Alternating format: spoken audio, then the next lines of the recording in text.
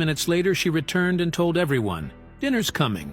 Fish and chips from the village." Some guests looked confused, but no one dared argue, not even Charles. Anne walked into the dining room and gave the dogs a sharp look. With a single word, they all calmed down and sat quietly. No barking, no more jumping on furniture. Even Camilla gave her a nod of respect. Then Anne turned her attention to the mess. She pointed to the staff and told them exactly what needed to be cleaned first: the rug, the broken tray, and the spilled food. She had a calm but firm voice, and the staff moved fast. She didn't raise her voice. She didn't panic. She just fixed it. In under 20 minutes, the room looked better. The windows stayed open to let out the smoke, and someone lit a few candles to help with the smell. Guests were given drinks while they waited, and the mood slowly shifted from awkward to amused. When the food finally arrived, it wasn't fancy, but it was hot, fresh, and exactly what they needed. Wrapped in paper and served with salt and vinegar, the fish and chips brought smiles to everyone's faces. Thanks to Anne, the royal mess became something simple and warm.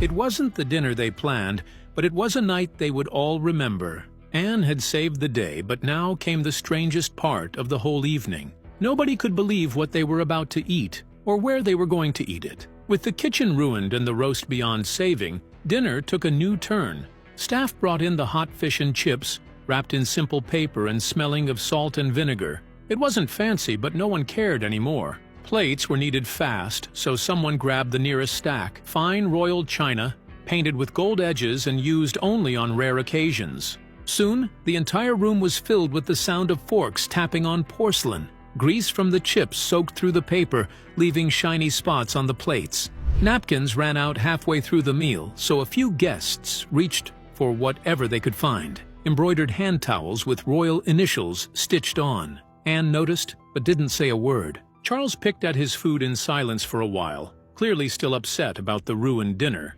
Then someone handed him a large chip covered in vinegar. He took a bite, looked around the room at the chaos, and suddenly let out a loud laugh. His shoulders relaxed, and he leaned back in his chair, shaking his head. Camilla laughed too, harder than anyone expected. She laughed so hard she nearly slipped off her seat. The dogs, now calm and lying on the floor, wagged their tails under the table. Anne looked around at the strange scene. Greasy food on priceless dishes, royal guests wiping their fingers on monogrammed towels, and said in her usual dry tone, "Not quite what the cookbook promised, eh?" Everyone laughed again.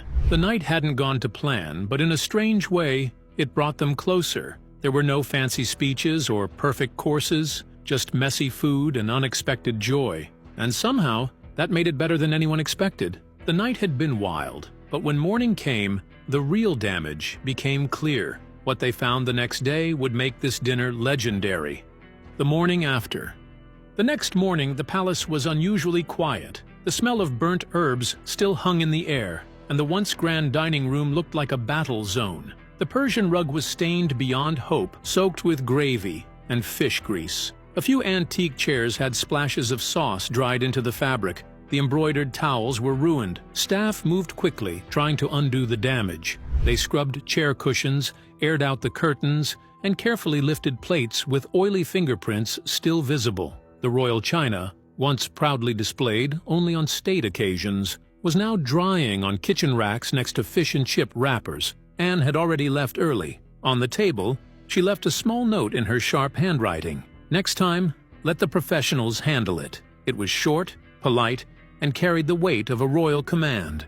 Charles read it and sighed. He wasn't angry, just a little embarrassed. He admitted, quietly, that maybe cooking a complex roast for 24 guests without help had not been the best idea. A soft ban on kitchen experiments during official dinners was quickly agreed upon. Camilla was still in high spirits. She laughed as she described the moment a dog leapt onto the couch, mid-chaos. As for the dogs themselves, they showed no shame. They trotted around the halls like nothing had happened, tails wagging.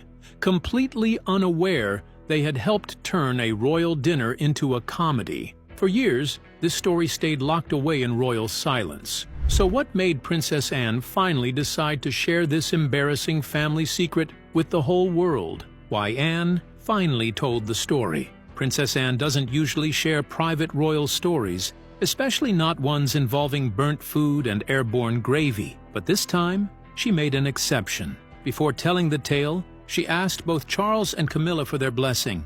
They all agreed. It was just too funny not to share. Anne believed people needed to see this side of the monarchy. Not the polished photos or official speeches, but the chaotic, funny, totally human moments that happen behind palace doors. The dinner disaster wasn't just about a ruined roast or a stained rug.